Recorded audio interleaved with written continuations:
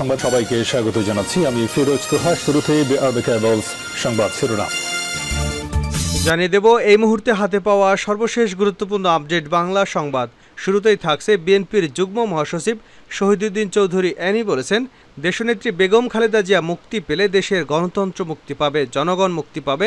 সরকার মামলা এবং সাজা দিয়ে খালেদা জিয়াকে বন্দী করে রেখেছে। খালেদা জিয়াকে জিম্মি করে সরকার ক্ষমতা দখল করে আছে।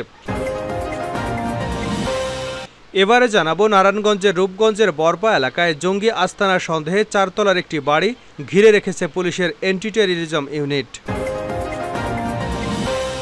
জানাবো সরকারি কর্মকর্তা কর্মচারীদের সম্পদের হিসাব বিবরণী দাখিল এবং প্রকাশ সংক্রান্ত কর্মচারী বিধিমালা বাস্তবায়নের আদেশ দিয়েছেন হাইকোর্ট।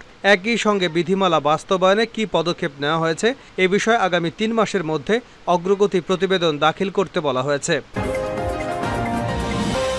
এবারে থাকছে আওয়ামী লীগের সাধারণ সম্পাদক ওবায়দুল কাদের বলেছেন, তিস্তার পানি চুক্তির বিষয়ে পশ্চিমবঙ্গের মুখ্যমন্ত্রী মমতা ব্যানার্জির সরকারকে সমস্যা হিসেবে চিহ্নিত করেছেন। এই তিস্তা চুক্তির বিষয়ে মমতাকে হ্যাঁ বলতে হবে। এদিকে চাকুরি নিয়ে সৌদি আরবে যেতে ইচ্ছুক বাংলাদেশিদের প্রতারণা থেকে রক্ষায় বাংলাদেশ সৌদি আরবের যৌথ টাস্কফোর্স কাজ করবে বলে জানিয়েছেন পররাষ্ট্রমন্ত্রী ডক্টর হাসান মাহমুদ। এবং সর্বশেষ জানাবো আন্তর্জাতিক সংবাদ। মার্কিন দূতাবাস ঘেরাও, রাষ্ট্রদূতকে বহিষ্কারের দাবি। গাজায় ইসরায়েলি অপরাধযজ্ঞে নিন্দা জানিয়ে তিউনিসিয়ার মার্কিন দূতাবাসের সামনে বিক্ষোভ প্রদর্শন করেছেন দেশটির হাজারো মানুষ।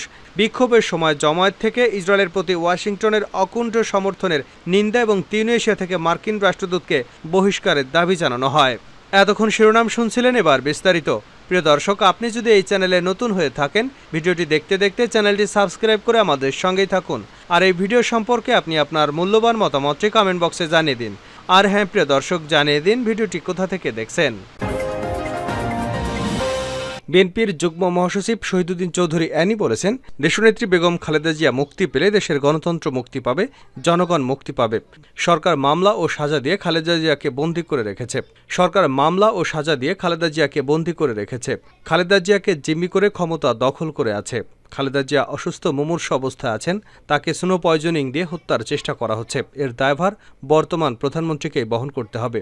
বিএনপির চেয়ারপারসন ও সাবেক প্রধানমন্ত্রী বেগম খালেদা জিয়া নিঃশর্ত মুক্তির দাবিতে কেন্দ্রীয় কর্মসূচির অংশ হিসেবে কেডি ঘোষ রোডস্থ বিএনপির কার্যালয়ের সামনে খুলনা মহানগর জেলা বিএনপির সমাবেশে প্রধান অতিথির বক্তব্যে তিনি এসব কথা বলেন।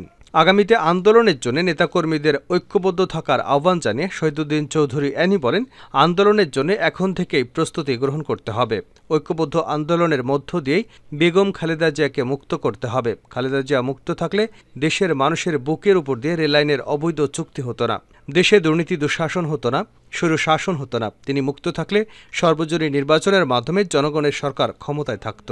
1972 সালের ভারতের সঙ্গে স্বাক্ষরিত 25 বছরের গোলামি চুক্তির কথা স্মরণ করিয়ে দিয়ে তিনি আরও বলেন, 52 বছর পর সেই ধারাবাহিকতায় গত 22 জুন ভারতের সঙ্গে সমঝোতার আড়ালে যেসব চুক্তি করা হলো তা বাংলাদেশকে আজীবনের জন্য ভারতের গোলামে পরিণত করবে। এর ফলে বাংলাদেশের জাতীয় নিরাপত্তা বিপন্ন হওয়ার আশঙ্কা রয়েছে। এসব চুক্তি স্মারকের মাধ্যমে আমাদের দেশের প্রতিরক্ষা এবং জাতীয় নিরাপত্তা বিষয়টিকে ভারতের জাতীয় প্রতিরক্ষা এবং নিরাপত্তার অংশে পরিণত করা হয়েছে, যা খুবই বিপজ্জনক এবং দেশের স্বাধীনতার প্রতি হুমকি। রূপগঞ্জে জঙ্গি আস্তানার সন্দেহে বাড়ি ঘেরাও।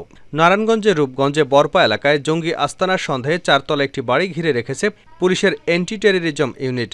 মঙ্গলবার সকাল 10টার দিকে ওই বাড়িটি ঘেরাও করে এটিইউর একটি দল। অ্যান্টি টেররিজম ইউনিটের পুলিশ সুপার মাহফুজুল আলম রাসেল জানান, নারায়ণগঞ্জের রূপগঞ্জের বরপা এলাকায় জঙ্গি আস্তানার সন্দেহে 4 তলার একটি বাড়ি ঘেরাও করে রাখা হয়েছে। কিছুক্ষণের মধ্যে সেখানে অভিযান চালানো হবে। অভিযান শেষে বিস্তারিত জানানো হবে।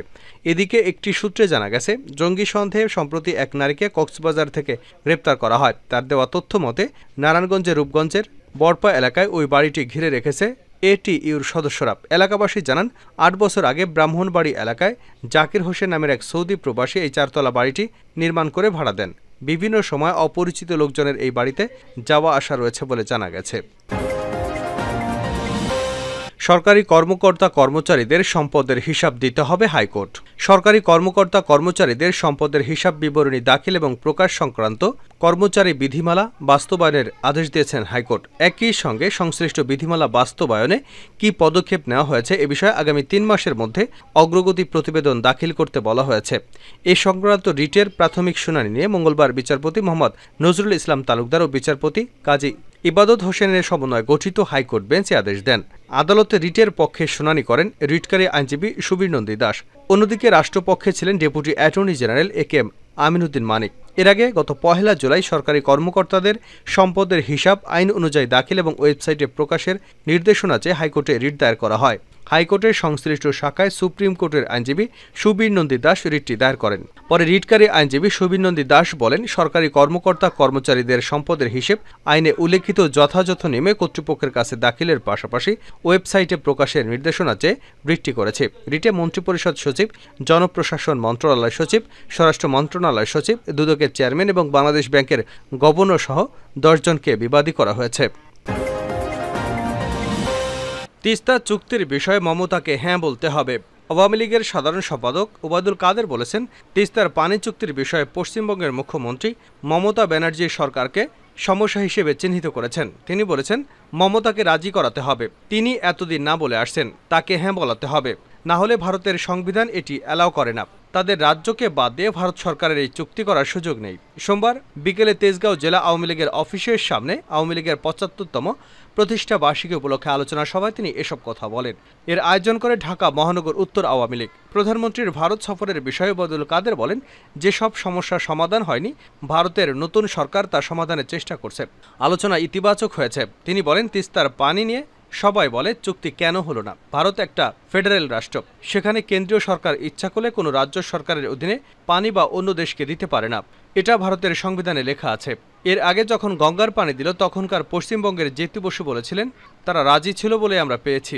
আওয়ামী লীগের সাধারণ সম্পাদক বলেন, তিস্তার পানির জন্য মূল সমস্যা হচ্ছে পশ্চিমবঙ্গের মমতা ব্যানার্জির সরকার। যখন শেখ হাসিনার সঙ্গে আলোচনা চলছিল তখনই গর্জে উঠেছিলেন মমতা, বলেছিলেন এই পানি আমরা দেব না, কোনো দিনও আমরা বাংলাদেশকে পানি দেব না, এটা আমরা দিতে পারি না। এখানেই একটা সমস্যা।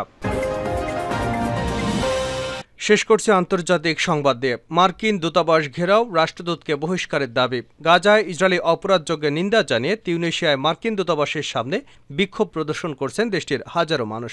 বিক্ষোভের সময় জমায়েত থেকে ইসরায়েলের প্রতি ওয়াশিংটনের অখণ্ড সমর্থনের নিন্দা এবং তিউনিসিয়া থেকে মার্কিন রাষ্ট্রদূতকে বহিষ্কারের দাবি জানানো হয়েছে। গাজায় ইসরায়েলি গণহত্যার নিন্দা জানানোর পাশাপাশি বিক্ষোভকারীরা বলেন, ইসরায়েলি বাহিনী নিজেদের হাতে নিজেদের কবর খুঁড়ছে। এ সময় তারা স্লোগান দেয়, তিউনিসিয়ার ভূখণ্ডে যুক্তরাষ্ট্রের কোনো দূতাবাস প্রয়োজন নেই। গেল বছরের 7 অক্টোবর ফিলিস্তিনি প্রতিরোধ গোষ্ঠী হামাস গাজা উপত্যকা থেকে ইসরায়েলের ভূখণ্ডে অভিযান চালায়। অভিযানের সময় ইসরায়েলের উত্তরাঞ্চলে ঢুকে 1200 জনেরও বেশি মানুষকে হত্যা করে হামাস। একই সঙ্গে আরও 200 জনের বেশি মানুষকে ধরে নিয়ে গাজায় জিম্মি করে ফিলিস্তিনি স্বাধীনতাকামী সংগঠনের সদস্যরা। এর জবাবে যুক্তরাষ্ট্র সহ কিছু পশ্চিমা দেশের সমর্থন এবং সহযোগিতা নিয়ে নিরীহ গাজাবাসীর উপর নির্মমভাবে বোমাবর্ষণ করে ইসরায়েল। দেশটির হামলায় এ পর্যন্ত নিহত হয়েছে 37,000-এরও বেশি ফিলিস্তিনি, যাদের অধিকাংশই নারী ও শিশু। আহত হয়েছেন আরও 86,000।